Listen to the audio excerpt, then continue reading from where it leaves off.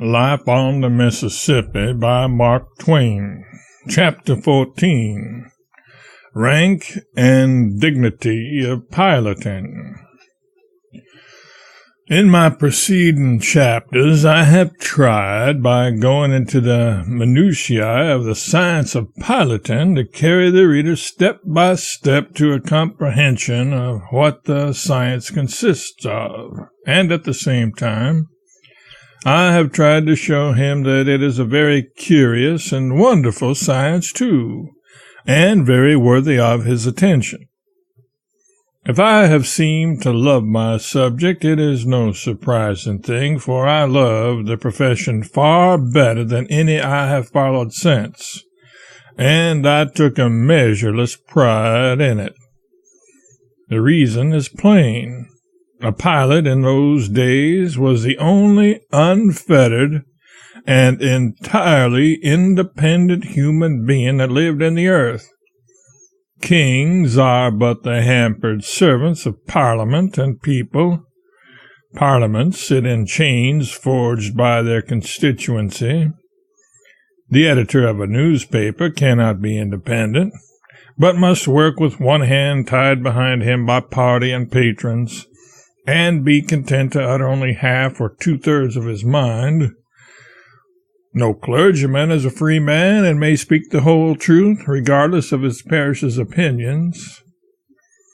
Writers of all kinds are manacled servants of the public. We write frankly and fearlessly, but then we modify before we print. In truth, every man and woman and child has a master, and worries and frets in servitude. But in the day I write of, the Mississippi pilot had none. The captain could stand upon the hurricane deck in the pomp of very brief authority and give him 5 or 6 orders, while the vessel backed into the stream, and then that skipper's reign was over. The moment that the boat was underway in the river, she was under the sole and unquestioned control of the pilot. He could do with her exactly as he pleased, run her when and whither he chose, and tie her up to the bank whenever his judgment said that that course was best. His movements were entirely free. He consulted no one. He received commands from nobody. He promptly resented even the merest suggestions. Indeed, the law of the United States forbade him to listen to commands or suggestions, rightly considering that the pilot necessarily knew better how to handle the boat than anybody could tell him. So here was the novelty of a king without a keeper, an absolute monarch who was absolute in sober truth and not by fictional words. I have seen a boy of 18 taking a great steamer serenely into what seemed almost certain destruction, and the aged captain standing mutely by, filled with apprehension, but powerless to interfere. His interference in that particular instance might have been an excellent thing, but to permit it would have been to establish a most pernicious precedent. It will easily be guessed, considering the pilot's boundless authority, that he was a great personage in the old steamboating days. He was treated with marked courtesy by the captain and with marked deference by all the officers and servants, and this deferential spirit was quickly communicated to the passengers, too. I think pilots were about the only people I ever knew who failed to show, in some degree, embarrassment in the presence of traveling foreign princes. But then people in one's own grade of life are not usually embarrassing objects. By long habit, pilots came to put all their wishes in the form of commands. It gravels me to this day to put my will in the weak shape of a request instead of launching it in the crisp language of an order. In those old days, to load a steamboat at St. Louis, take her to New Orleans and back, and discharge cargo consumed about 25 days on an average. 7 or 8 of these days the boat spent at the wharves of St. Louis and New Orleans, and every soul on board was hard at work, except the 2 pilots. They did nothing but play gentlemen uptown and receive the same wages for it as if they had been on duty. The moment the boat touched the wharf at either city, they were ashore, and they were not likely to be seen again till the last bell was ringing and everything in readiness for another voyage. When a captain got hold of a pilot of particularly high reputation, he took pains to keep him.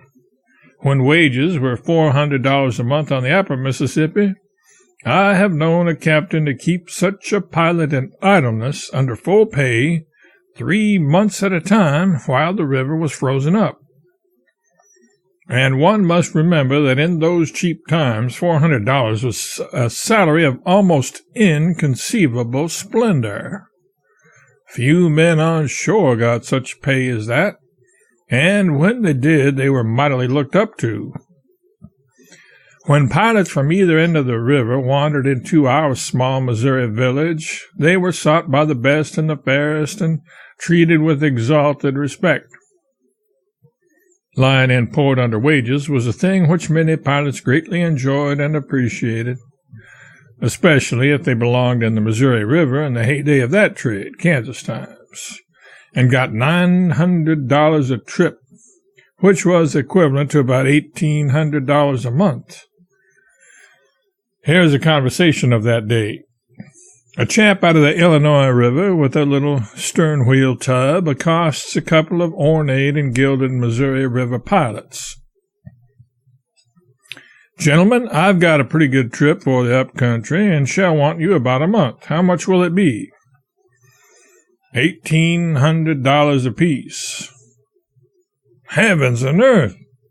You take my boat, let me have your wages, and I'll divide." I will remark in passing that Mississippi steamboatmen were important in landsmen's eyes, and in their own too, in a degree, according to the dignity of the boat they were on. For instance, it was a proud thing to be of the crew of such stately craft as the Alex Scott or the Grand Turk.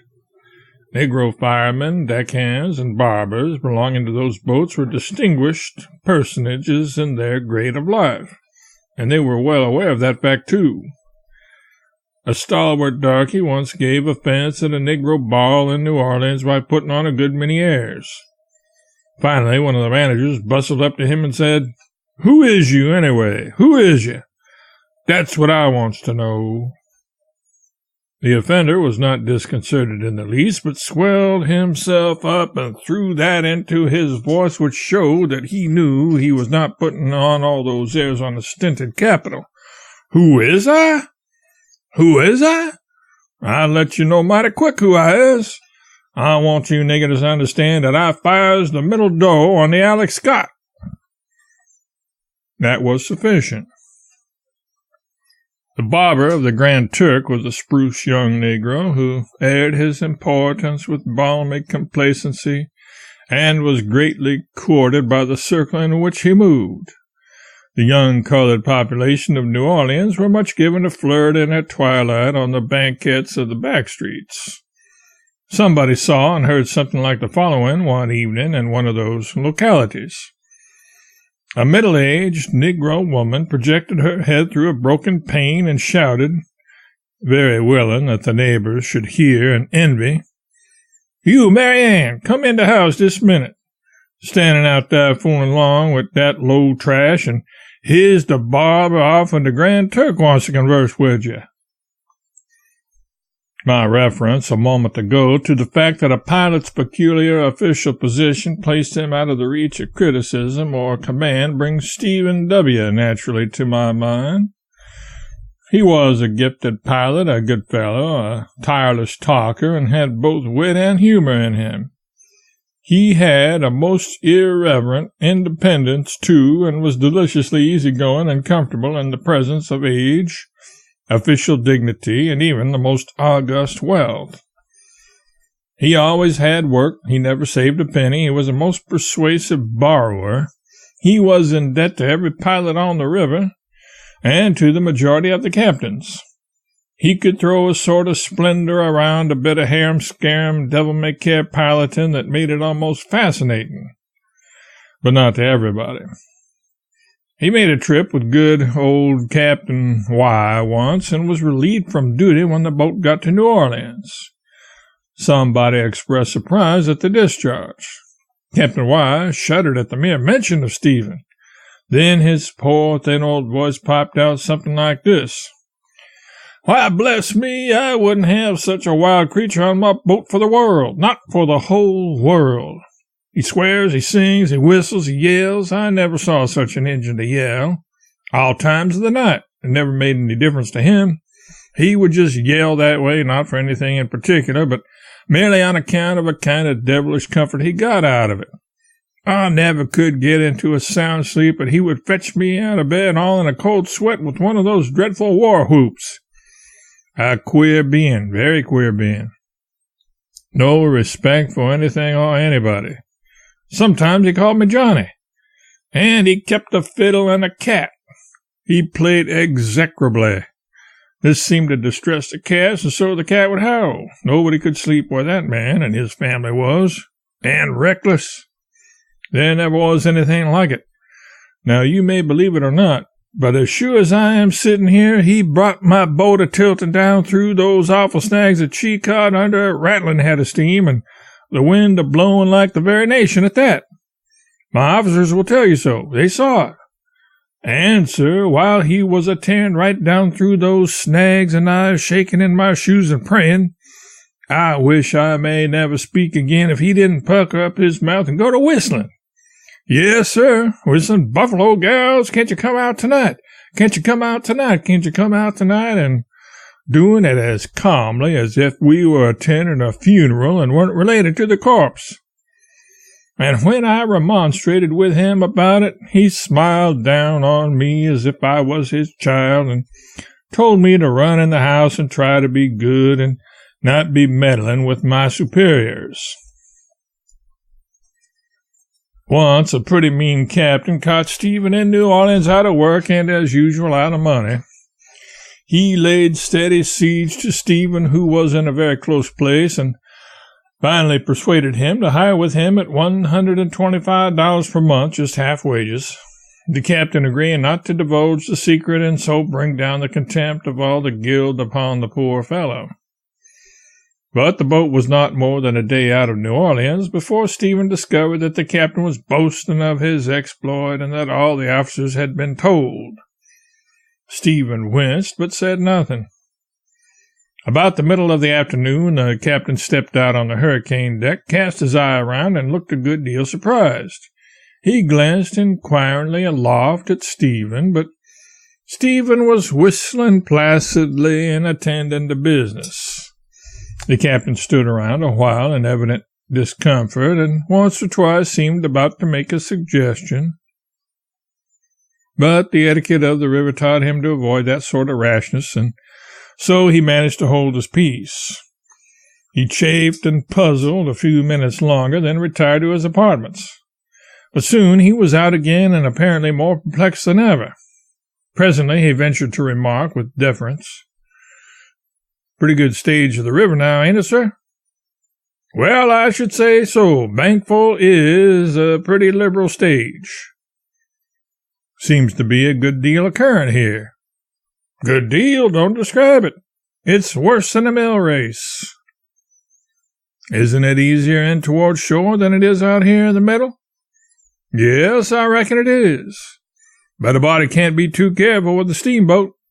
It's pretty safe out here. Can't strike any bottom here, you can depend on that." The captain departed, looking rueful enough. At this rate, he would probably die of old age before his boat got to St. Louis. Next day he appeared on deck and again found Stephen faithfully standing up the middle of the river, fighting the whole vast force of the Mississippi and whistling the same placid tune.